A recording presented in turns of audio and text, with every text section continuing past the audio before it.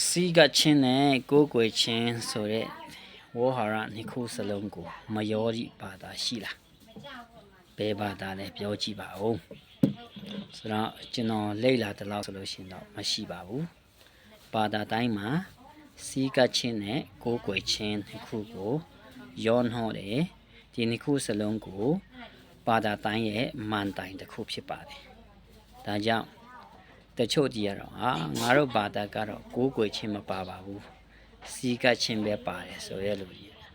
ကျွန်တော်တွေ့ရတယ်အဲ့ဒီအတွေ့အခေါ်ရမှားယွင်းတဲ့အတွေ့အခေါ်တွေဖြစ်တယ်ဘယ်ဘာသာမဆိုစီကခြင်းနဲ့ကိုးကွယ်ခြင်းခုကိုရောထားတာဖြစ်တယ်စီကခြင်းဆိုတာကဘာကိုစီကတ်တယ်လဲဆိုလို့ရှိရင်ဖယားရဲ့တရားစကားကိုစီကတ်တာဖယားဟောတရားတွေကိုကျွန်တော်အသက်တာထဲမှာလက်တွေ့လှုပ်ဆောင်ခြင်းကိုစီကခြင်းလို့ခေါ်ပါတယ်ကိုးကွယ်ခြင်းဆိုတာကကျွန်တော်ကိုးကွယ်တဲ့ဖယားကိုလုံးဝယုံကြည်တာခိုးလုံတာကိုခေါ်တာဖြစ်တယ်ဒါကြောင့်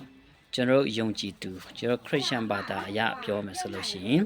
စီကခြင်းဆိုတာကဘယ်ကနေလာတယ်လဲဖယားကနေလာတယ်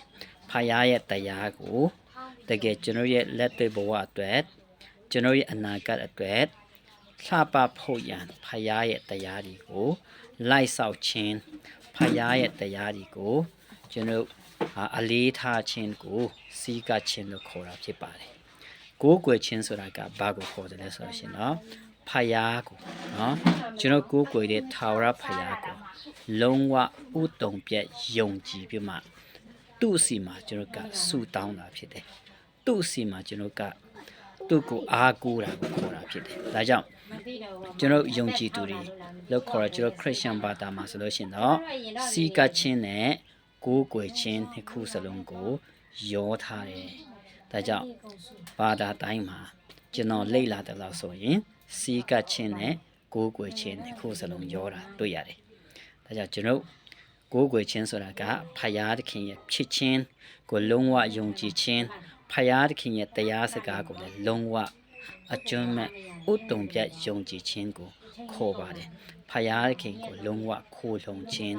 အာကိုခြင်းကိုကိုးကွယ်ခြင်းခေါ်ပြီးမှထိုဖယားရဲ့